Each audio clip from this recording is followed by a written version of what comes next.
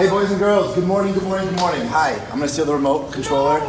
It is a pleasure. I'm sorry that I have to stop you right now, but we are officially on day 2 of how to build your own video games using Super Mario Maker 2 and Nintendo Labo VR.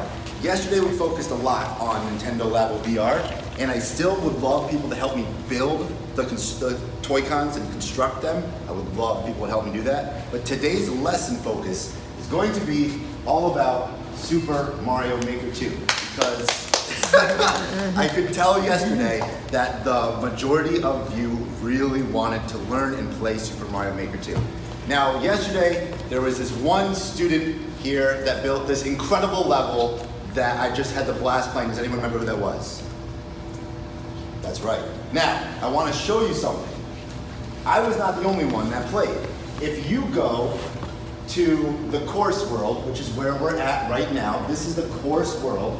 If you hit Y, this is my maker profile. And as you said yesterday, we saw Cody uploaded his course. So I go to upload courses, and 6 people tried or completed Pirate Arrow. I lied, that's not the right numbers. 3 people beat it, 19 people tried it, and a 15.78% clear rate. 1 person loved it. You got the course ID, but what I love is that someone commented twice on your level. And since so many people liked it, they said here, I soft locked. This one way doesn't prevent you from going back. So do you know what that means? Does anyone know what that means? I got soft locked. Yes. Soft lock means when you can't do anything. Yes. There's a spot where you can get stuck. Do you know what that spot is? Let me see. Spot like. I'll give you a clue. It's at the end, the very end. Got it. Get stuck. Remember the moment. You want me to play it and show you? Yes. Oh, I'd love to play and show you. So if you want to play that level, all you have to do is when you go hit that Y, go to upload courses, let's hit play. I love this level. I want to play it again, and I want to show you what he means by getting soft locked. This is a really pro tip that an actual Nintendo person gave you because they loved your course so much. Okay. So let's show you what I'm talking about. This was fun. Whoa! Get out of there. Huh. And then I remembered the trick to go down here. And now, I come up here, I'm gonna get my 1-up. I've almost memorized it. I mean, not get the 1-up. Jump up over here, come down here. Uh-oh. Whoa! Supposed to jump. And then we got a little trampoline action coming through here. Still no problems. The soft locking hasn't happened yet. We got our checkpoint. I get big. We're getting close to the soft lock spot. It's not here, because I can get hit and I'm still okay. But watch what happens. Woo! That was close. Watch what happens after this check mark when I get, oh, I love how you said, what is this spot again? The greenhouse. This is a greenhouse. He built a greenhouse in the level. If you get, oh, and I love this puzzle. I remembered, I memorized. Go down, it's a down door. Yep. This is the soft lock spot, because if I do this, Oh, I see. You got a crash. if I somehow had the firepower, say I had the firepower, and I shot a fire flower at that shell, what would happen to him? It would just be out. It would disappear. And if that disappears, could I get through there? Oh no! No, you can't. That's what a soft lock is. So luckily, I could have gotten past there, but I could have been locked. So in a perfect level, there's no soft locks. So with a simple fix of just maybe erasing those 2 blocks, Got it. you're done. You're not soft locked anymore. Erase those 2 blocks and your level is a perfect, I would give that an A+. Okay. So if I go I back could here. just add in a 2. Yes, you could add in a 2. There's not just one way. You died. There's not just one way. Pay attention. That's anyone gets a troll thing. That's true, and I love how he put that. So if you're not paying attention, you are not going to make it. Now here are some other levels that people have created, like Dinosaur. Who created Dinosaur yesterday? My man, Michael. Michael created Dinosaur. Toxic. 8 people beat it, 12 people played it. Toxics is the person who got your world record. This is the course ID. Nobody gave you a comment. I'm sorry, maybe I'll play it later and I'll give you a comment. But then we had someone, Gio's puzzle solving level. He had 21 people play your level and only 4 people beat it. Wow. Very cool. So today what I'm going to do, this was just a little warm up. I'm going to take you all to the classroom. I'm going to show you some new tricks on how to build Super Mario Maker 2, how to upload your courses, and then today I really would love to upload as many courses as we can. I'm also going to have the green screen set up and my recording studio set up so that we can start making YouTube videos so that Cody can say, hi, my name is Cody and this is my level called Pirate whatever. And then we'll play the level and that's it. So if you want to do that, you can, but you do not have to if you do not want to. You guys ready to get started officially? Yes. All right, make sure you grab everything that you brought from a book that is all about how to design video games, which is like the most fun reading that I've ever done that's not been like a story like Harry Potter. But it was an actual textbook on how to be the best video game creator ever in Mario Maker. And it's like how to design these 2D platforming levels. And that's what this Mario Maker is. It's a 2D game that is a platformer that you just go from platform to platform to get to the end goal. Now, here it is. When you build a level, whether it's Mario, whether it's Star Fox or Zelda, there's a couple things you always have to keep in mind. The very first rule is, what is the core mechanic? Now let me give you an example. Super Mario Odyssey introduces a brand new core mechanic that you have never seen in a Mario game.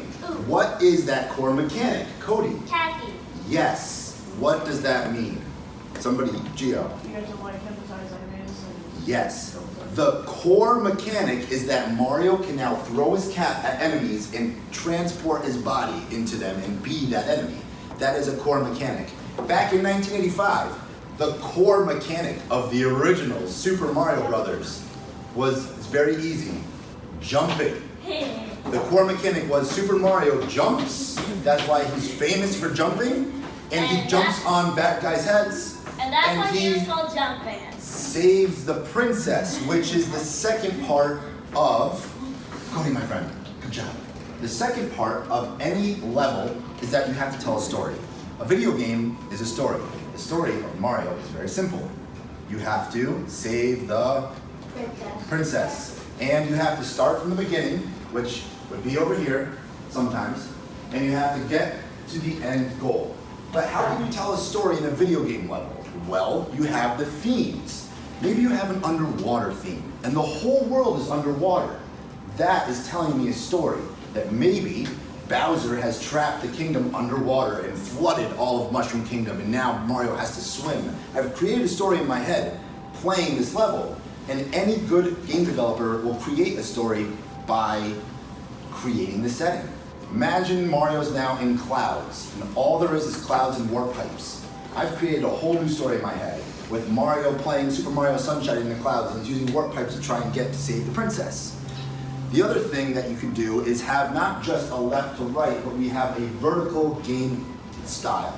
And that's when you go up and down, where you're not going just from one side to the other, but you're going from up to down or down to up. You can go either way. And you can have both of those styles in the same level, but it kind of gets confusing when you do that because you're changing the setting, you're changing the story, you're changing the flow. Sometimes it works, but if you did horizontal, vertical, horizontal, vertical, vertical, horizontal, all in one level, the player's gonna get confused, tired, and not like it. You're gonna get a thumbs down. The other thing that I saw from some of your levels, and I love it, because you try to make it super hard, and that's cool, but you're not gonna get a lot of people that like your level, are what's called those hidden jumps, where you see like an arrow here, and you don't see anything here, and you just have to guess where the jump is going to land, and you only have one little block to land on. Hello, my friend, good to see you. That can make it so hard and frustrating that it turns people away. Remember, as a game developer, you don't want people to not play your game. You want people to play your game. It's okay to have a little challenge, and sometimes it's okay to have a lot of challenge. But to have an insane challenge, it's only good for a little bit of people. It's not good for a lot of people. So take it however you want. Is there any questions about how designing a game, the process of designing a game like that? No, I didn't think so. All right, let me show you the real stuff now.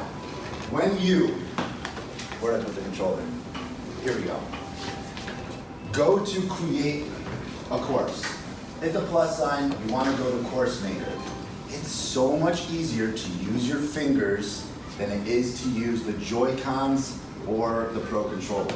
Because this is all touchscreen, and I don't know exactly how to get to everything, even after using this for a month. Although I'm sure some of you do.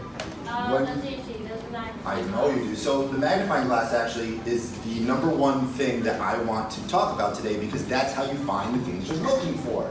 I want this level to have a theme of bullet bills. There's just going to be bullet bill enemies everywhere. But I don't see bullet bills anywhere there. So I hit the magnifying glass, and I see up here we have terrain, coins, bad guys, Actually, explain. enemies. Items, enemies. I don't see bullet bill here, but if I hit the right, I don't see bullet bill there. I don't see bullet bill there. Or there, but there he is. Yeah, it gives you- Ha! I would thought bullet bill's an enemy, but it's not. It's a gizmo. I click the bonsai bill, and I'm now going to put one there, Oh, and one there, another one there, What happens if I another shoot one you? there, another one there, another one there, another one there, another one there, another one What there. happens if they clash into each other? Well, they're not, because they're all spread out. I mean, what happens if you would place one that would fly into And now I just took a very simple level, and I made it bonsai bill lovely. And now let's see what I can do. Stay low.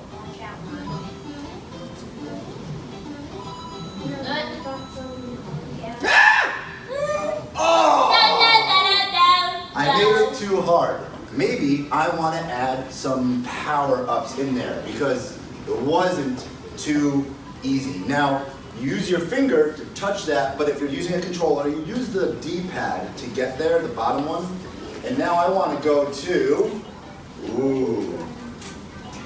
my items. I love superstars.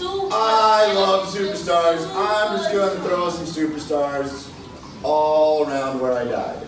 They're just going to be hanging all around. And now to play it again from the beginning, hold the minus button and it plays it right from the start. All right, I remembered that. I can go there. Hiya, hiya, hiya. Star power. I want a star power. No. Ha, ha, ha. Here we go, here we go, here we go, here we go. Star power, star power, star power. It's called level design for teenagers. Thank you very much. Yes, level design for a what? A 2-year-old SpaghettiO? Is that what you said? Yes, yeah. Okay, yes, maybe I am not the best creator, but this is an intro to gaming creation. So if you have serious creating skills, we are going to ask that you work with a partner. If you are really good, this is a good place for students to learn from students. I only have 10 Switches. There are 17 of you, and I only have 8 copies of Super Mario Maker 2, which means there's only 8 of you that can play it at one given time. But if you all find a partner, 16 of you can play at any given time.